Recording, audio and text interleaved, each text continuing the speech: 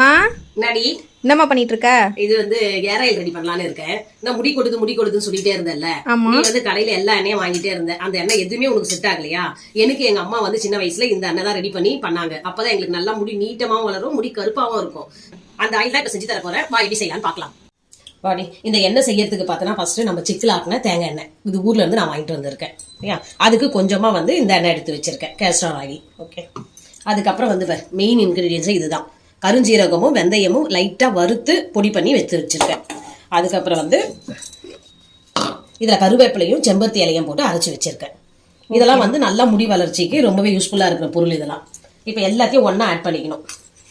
இப்ப பத்தியா அந்த கருஞ்சீரகம், வெந்தயம், கருவேப்பிலை, செம்பருத்தி இலை எல்லாத்தையும் ஒன்னா போட்டு மிக்ஸ் பண்ணிக்கணும். செம்பருத்தி இலையும் கருவேப்பிலையும் கொஞ்சம் கூட தண்ணி விடாம அரைச்சிக்கணும். இல்லைன்னா எண்ணெய் ஊற்ற சொல்லும், அது வந்து ஒரு மாதிரி வெடிக்கும் நம்மளுக்கு.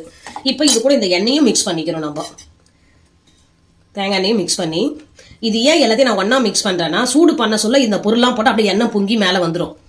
இதெல்லாம் கலக்கிட்டு 1/2 லிட்டர் இதெல்லாம் கலக்கிட்டு அப்புறம் ஸ்டவ் பற்ற வச்சுனா மிதமான தீயில வந்து இது எல்லாமே கருகிற அளவுக்கு நல்லா எண்ணெய் ஹீட் ஆகணும். ஓகேமா. அந்த இது ஹீட் ஆன பிறகு லாஸ்ட்ல தான் கேஸ்டர் ஆயில் ஊற்றணும். அதான் ஒரு 5 மினிட்ஸுக்கு ஹை ஹீட்ல இருக்கட்டும். எண்ணெய் அந்த மாதிரி பபிள்ஸ் வரும், அந்த நேரத்தில் ஸ்லோ பண்ணிட்டு மிதமாக விட்டுடணும். ஊர்ல எல்லாம் ஆயா என்ன பண்ணுவாங்கன்னா, இந்த பொருளை வந்து இரும்பு கடாயில தான் பண்ணுவாங்க. அதுதான் ரொம்ப நல்லதா இருக்கும், அயன் சக்தியும் நம்மளுக்கு கிடைக்கும். இப்போ என்கிட்ட இரும்பு கடாய் இல்லை, அது மேலே எங்கேயோ வச்சிருங்க, எடுக்கணும். அதுக்காக நான் இந்த கடாயில பண்றேன். நீங்க இருக்கிறவங்க இரும்பு கடாயில பண்ணுங்க, ரொம்பவே நல்லா இருக்கும் இந்த எண்ணெய். இப்போ ஃபர்ஸ்ட் நம்ம எல்லாம் ரெடி பண்ண சொல்ல பார்த்தோன்னா எண்ணெய் புஷ்ஷுன்னு மேலே வரும்.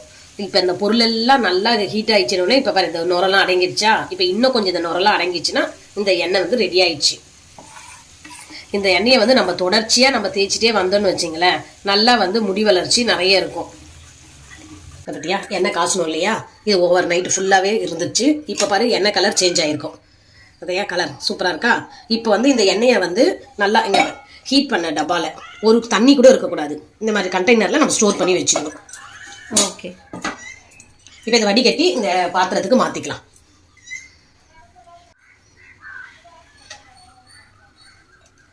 அந்த போட்ட பொருள்லாம் பார்த்தியா நல்லா கருப்பாயிடுச்சு. இப்போ அதில் இருக்க எசன்ஸ் எல்லாம் இதில் இறங்கிட்டு இருக்கும்.